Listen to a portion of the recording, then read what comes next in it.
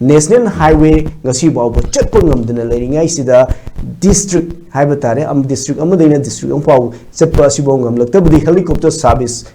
khoi lakpugi fiba mama lakpaji oja kamaina yengbe ai manipur gi oriba fibam sida matam sana action lokhutma ngamdaba mara leibasing fadana cherak piba ngamdaba masis ne hena chautholakpagi thogok kya ama ohelaknabgi masak holibji oja gi wakhalonda kamaina yengbe masi matangsi masih hoy aku kalam me anu walenga lagi kara pada kataran ko ajo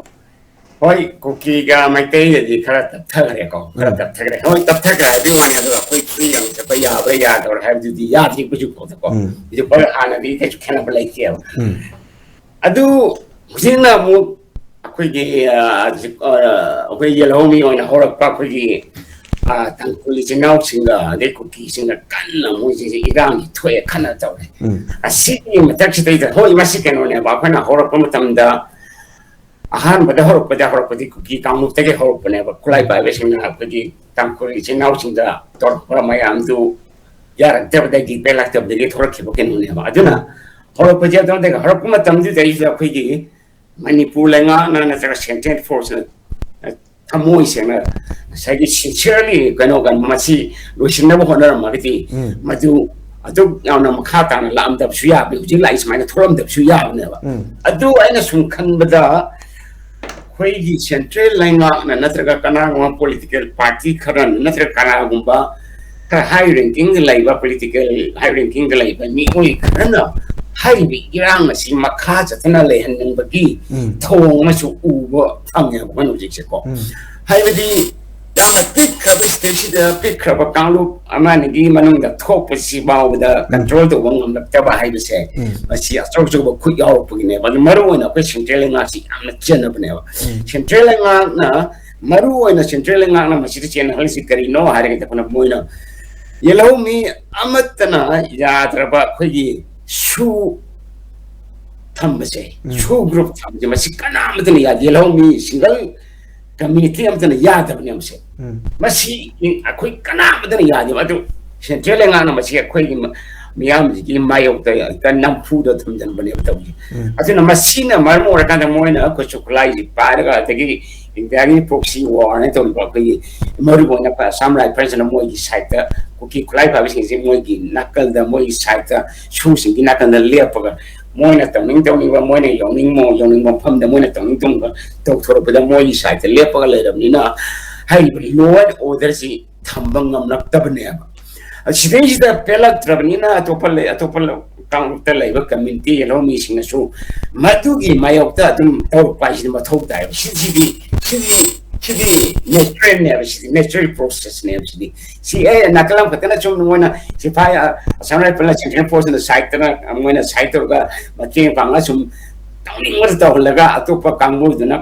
kain ta tawni no tumin lai udi sidi Karamba Malayang Muhammad Yak do no ba yaro ba adla automatically mo ya ngamba thakta bolen teri chaitena kan bicham yam degni kan khulai pa be tagi ne kan torga atum si resistance di si di tor kan si tor kan ba tor ja adna hari ma mai na amaga sum kan ma di people effect se sum matang sum la ne ji sum kha ta sum chatra ya duga hari ba tang si dai dai na yam na ngai jada ba hari gadi akon hoina bizi apai tarang chana pampi ba highway close to highway ben to highway thinking basi natana jingna mu district am de district se pam tam da thinjal pipe se masi pem nur ge bisi people ji lag ja ko boy akoi mai tai na kana highway sing se pam ngam da ba ju tham ga da ji ti amu koi tangkuli sinau sing jeng moi te pengam dai phi na ado si ma tung tar ko da kan ba community amu involved ko dai no hai je kun hai ngam de ta uji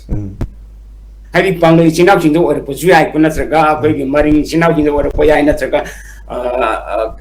ko ko sinau sing do or po ju ai ko any kang tu or po ya si chatok chachin free on chatok chachin ya da je ko ka ta na tangkuli sinau ka ta na to po community ju or po ya ni ta uji film aduna si film si yor pam tan do ya ko di si so sing de ko iram dang gi yelo mi sing na yam na mun na khanthar ga india na kari to india langa na ka teri shu da kari piri habi yam na khanthar ko punchila chapmina pom thoe adagi amana uji tarang chena pambi gi ba akhoi ki kari chopper chakani hamna tro helicopter service to kan to sin to ukul ba usi tang train pam ba hai train pan phawa market tang train pam ba chakani na hai ba si su aina amarom da hari ga di masi afaba sulai afaba la yadi maru na so sangi da muteri chatok chatin moi dia to shape on chakadori ni the ways kamai to ba koi micham miam di kamai to ba like the later mayam lady the moi in palace chataba ya da wi mu tabok lady ko ado mai ro sing the business to ba the koi office ka ba sel di am tok chat ba khaji tok ba koi micham miam chen kamai to ba moi helicopter moi Smart and Moji Sapang number bro. Ado Mani Pulangana must subsidy campi gave a no much a move to Matam that she the pass which is subsidy period, Matin Pilin, a tow recibo. Sit over the range you come to go to Bob. I do to one number bra. I think must see Kayam Queen of Tang Try Panbok to Rakamadi Matunga the Iran Jip Hagito Libra Heavy Wahun Julaiko. I think it's mightier than I pay me some young and a Maitona. Si dahil sa satok sa sinto mong gabi hay buwang July ba ani sige matakta Manipur lai nga na makada chali ba si thona lai na mo na mo gi muscle power puthoga mo gi numai power ne kan ge lo ni kan madu puthoga masigi makada thoiba Iran je problem je lambi thingjari je machi thingba Tingana bohona bi mo to mani ira ila na samana chalu kholo na he pithok phaje masina amo indirectly akhoi gi hari ba lambi thingba kambu je stida mo encouragement je akhoi gi thona hapkat phaje pun thot phaje si on thokani bse aduna manipur lenga na smai to ni ira ila na es smai to na akhoi mla mana smai to na helicopter gi gano je to bi ko bi o har pa matam ga si amarom da hari di yamna akhoi chapang amdre akhoi surrender tawre akhoi den helicopter PBO ha bacha mani si jo kana kuji MLA mana sama hara ga PBO ha chiko ko amarom deputy madu mathok jutan ko ya kon sa Iran ki ko adu pu khwaji ya fa solution hara ga de kana Manipur lenga na hari ba se akhoi gi lambi thing problem je masi Tingana ba khona ga dem moi central gi mateng logera loroira Manipur lenga na si chop to dem ne ba atu to ta begin ne ba si pa ba koi mai ten ke khona tampak te hindu pangam tri si koi Manipur lenga na khanga da mi adu na uji ai koi mai ten ke gi hindu ra ba na koi yel homi oi ba tang kuli chin au si chapang on tri cha si gi ma kha da atu pa karam ba community la ka ni cha ang gi matam wa hang gi matam oi re ko any community mi stage da cookies ni juga yana da mam tam tam moi chu chapang mo oi duri nim se smana tor ka da se masi tinga hara ka da pai Manipur lenga yamna thona phana ko thingna mo thau dai thona phana loin order je